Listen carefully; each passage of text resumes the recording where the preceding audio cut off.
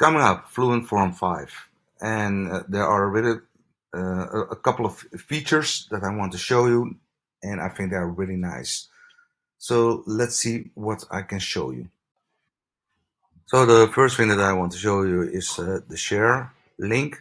So when you have made the form, just copy the link and you can paste it in the browser, or you can share it whatever you want. Share it with email, LinkedIn, Facebook, whatever. And when you do that, then the form will appear, and they can fill in the form and submit it. So this is very nice. There are two different kinds of forms: the conventional and the classic form. This is the first one is step-by-step form, and this is the classic form. And the other thing that I want to show you is the embed HTML codes. So you can use it for example, in bots. And I'm going to show you how you can do that with CurioBot. So when you have made the form, then you just copy the iframe and then you embed it into the bot. And I'm going to show you how that works. So just copy the code and just embed it in the form. You just search for the embed. So it must allow iframes. And once you have done that,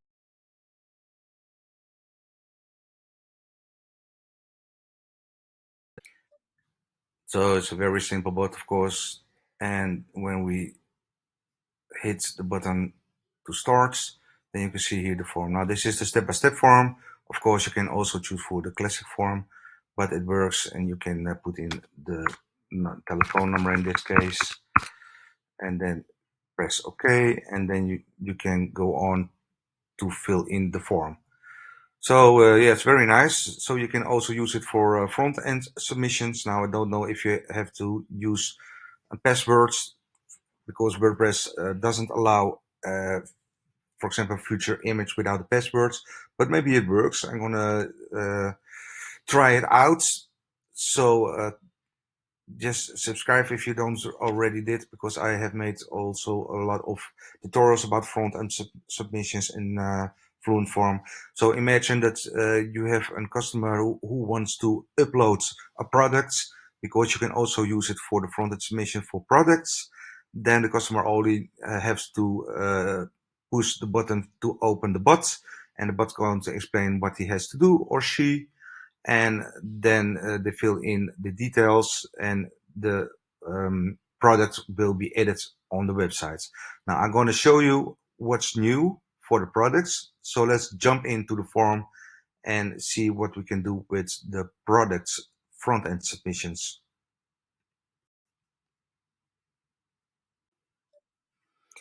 So the first thing that you have to do is go into all the forms and add a new form. So when you have the forms in here and you want to use the products from the front end, and then you go into the create a post form, and then you can select for the WooCommerce. So you have to choose for the products. I already did that, but you can see you can also use the post, and if you have custom post types, then they will be listed also in here. So let's just go to the form itself. And when we open the form, then you can see that they have improved it. So they have added a few things. So the categories, the product type. So they are all listed in here. I'm going to show you that later on in other tutorials. I already made a video about front-end submission for WooCommerce and also for custom post types with Fluent Forms, but I'm going to make another tutorials about that. So keep tuned, and keep in mind that you have to use the Pro version.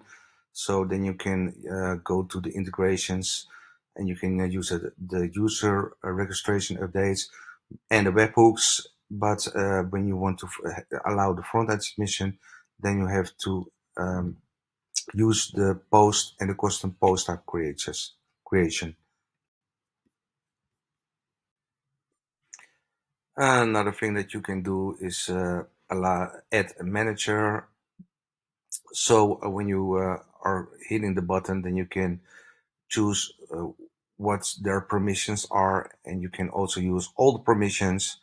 Very handy. I have not actually totally the idea what's the meaning from this is, but I'm going to figure it out and I'm going to upload that in another tutorial.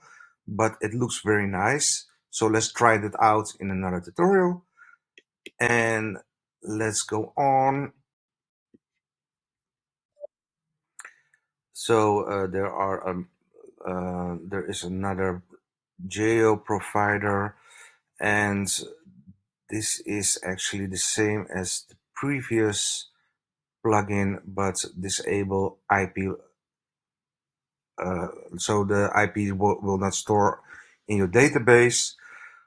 And of course, the security was always good, so that is not something new.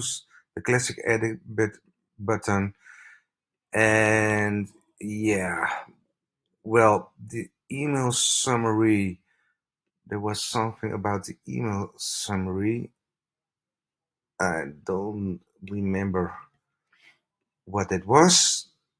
Okay, so this is when you're clicking in here, then it will stay on the same page. The payments are the same.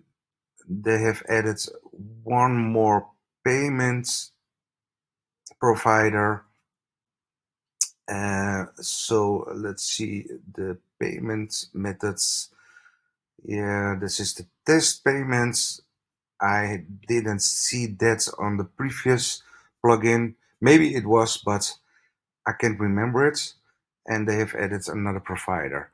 So let's see what we can discover more in a quick nutshell.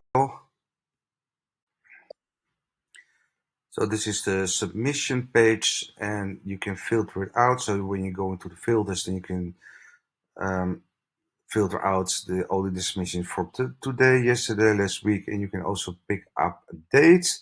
Very nice. You can see the statistics, and then you can view it. This is actually the same as the previous, but it looks a little bit nicer. So yeah.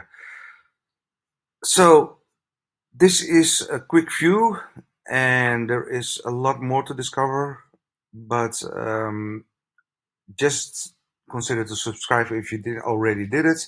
Give me a thumbs up if you think this is helpful for you, and I'll see you in the next tutorials. Thanks for watching.